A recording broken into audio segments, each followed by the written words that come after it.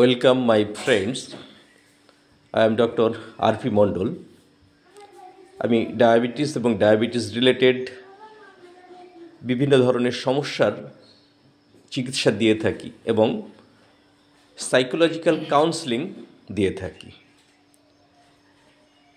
আজকে ভারতবর্ষ ডায়াবেটিসের একটা পীঠস্থানে পরিণত হয়েছে, কারণ বিশ্বের উন্নয়নশীল বা উন্নত দেশগুলিতে ডায়াবেটিসের যে প্রকোপ সেটা কিন্তু দিন দিন বাড়তেই চলেছে এবং ডায়াবেটিস এটা সাইলেন্ট কিলার। এই সাইলেন্ট কিলার হওয়ার ফলে ধীরে ধীরে একজন ডায়াবেটিক পেশেন্টের বিশেষ করে গুরুত্বপূর্ণ অর্গানগুলিকে ধীরে ধীরে নষ্ট করে দেয় এবং একটা সময় সেই ডায়াবেটিক পেশেন্টের স্বাভাবিক কাজকর্ম বা বিশেষ করে তার কিডনি, চোখ, হার্ট, নার্ভ এবং ব্রেন এর উপরে প্রভাব ফেলে। তা সেই সমস্ত বিষয়গুলি সম্পর্কে এখন মানুষ অনেকটাই সচেতন হয়েছে এবং সচেতন হওয়ার ফলে মানুষ কিন্তু সুগারকে এখন আর ভয় করে না। এখন ভয় না করে সুগার সম্পর্কে জানার চেষ্টা করে এবং সুগারকে প্রতিরোধ করবার মতো যে কৌশল সেটা মানুষ এখন নিচ্ছে। আগে থেকেই এর প্রিভেন্টিভ মেজার্স নেওয়া হচ্ছে। আমার সামনে এই ভদ্রলোক রয়েছেন, ইনি 2020 সালে প্রথম সুগার ধরা পড়ে এবং তখন এনার সুগার ছিল প্রায় 300 এবং ফাস্টিংয়ে প্রায় 200-র কাছে। সুতরাং এই সুগারটার এখন ওনার সুগার একেবারে নর্মাল। এর জন্য এনাকে বিশেষ কোনো অন্য ধরনের ওষুধপত্র ব্যবহার করা হয়নি। আমার এমডিএল থেরাপির মাধ্যমে লাইফস্টাইল মডিফিকেশন, খাদ্য খাবার বুঝে খাওয়া এবং আমাদের হোমিওন কিছু ওষুধপত্র দেওয়া, এই হোমিওপ্যাথির মাধ্যমে তার সামান্য কিছু ওষুধ খেয়ে এখনও কিন্তু একে অ্যালোপ্যাথি বা অন্য কোনো ইনসুলিন বা ওরাল মেডিসিন কিছুই দেওয়ার প্রয়োজন হয়নি, এতেই ইনি ভালো আছেন।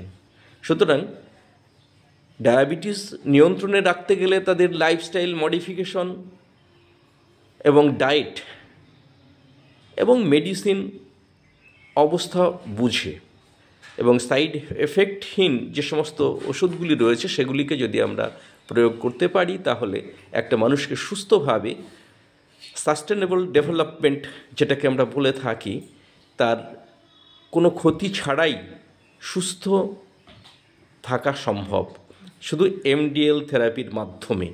এই এমডিএল থেরাপির মাধ্যমে যদি আমরা কারোর চিকিৎসা দিয়ে থাকি, সে শুধু সুগার নয়, সুগারজনিত কারণে যে যে সমস্যাগুলি আসতে পারে, যে যে অর্গানগুলিকে টার্গেট করা হয় সেই সমস্ত টার্গেটেড অর্গানগুলিকে রক্ষা করবার জন্যে এই এমডিএল থেরাপি অদ্বিতীয়, কারণ এর কোনো সাইড এফেক্ট নেই। এর সারানোর ক্ষমতাটা অনেক অনেক বেশি। দীর্ঘদিন মানুষকে সুস্থ রাখতে হলে এই পদ্ধতির মাধ্যমেই মানুষ সুস্থ থাকবে, এটা আমরা আশা করতে পারি।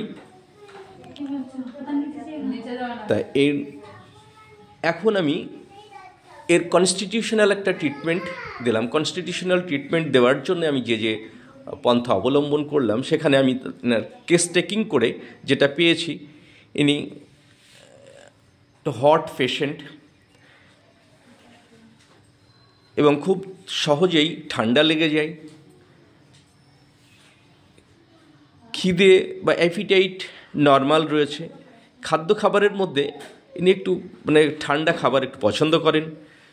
সুগার ধরা পড়ার ফলে মিষ্টি পছন্দ হয় কিন্তু বুঝে খান। এছাড়া এনার পাস্ট হিস্ট্রিতে দেখা যাচ্ছে যে ডান সাইডে রাইট নেকের কাছে একটু ওয়ার্স রয়েছে, ওয়ার্স অ্যান্ড মোলস হেয়ার অ্যান্ড দেয়ার রয়েছে এবং ফ্যামিলি হিস্ট্রিতে বাবা মায়ের উভয়েরই সুগার আমরা দেখেছি, এবং মেন্টালি মানুষ দিক থেকে ইনি খুব সিম্প্যাথেটিক এবং সাধারণ মানুষকে খুব সহজেই তাদের কথা ভাবেন এবং সাধারণ মানুষকে সাহায্য করবার জন্য উদ্গ্রীব হয়ে ওঠেন বিভিন্নভাবে, আর্থিক দিক থেকে, এবং তাকে সুপরামর্শ দিয়েও প্রয়োজনে তাদের সমস্ত রকম সাহায্য করার মতো মানসিক প্রস্তুতিটা রয়েছে। এবং টাং সিমটমে দেখলাম, জিভটা দেখি একটু, হ্যাঁ, জিভটা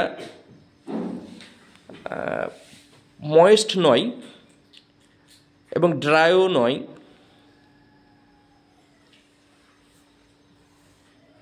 এবং ভয় এনার একটা আছে, সেটা ব্ল্যাক ক্যাট কে একটু বেশি ভয় পাই মনে হয়।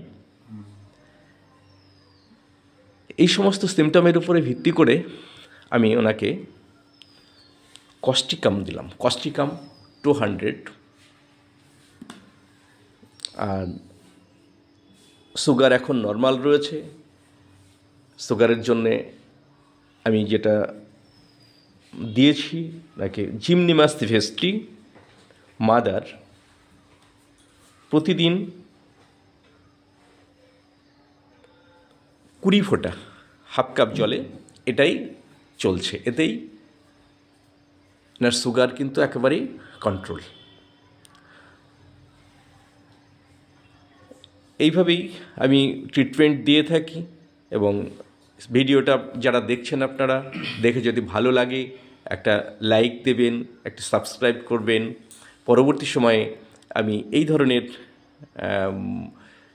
চিকিৎসা এবং এই এমডিএল থেরাপির সম্পর্কিত যে তথ্য এবং ডায়াবেটিসের উপরে ধারাবাহিকভাবে আমি সাধারণ মানুষকে তাদের অ্যাওয়ারনেসটা বাড়ানোর জন্যে বিভিন্ন টপিকের উপরে, ডায়াবেটিসের যে বিভিন্ন ধরনের টপিককে ভাগ করে সেগুলিকে আমরা ধারাবাহিকভাবে আলোচনা করব এই চ্যানেলের মাধ্যমে।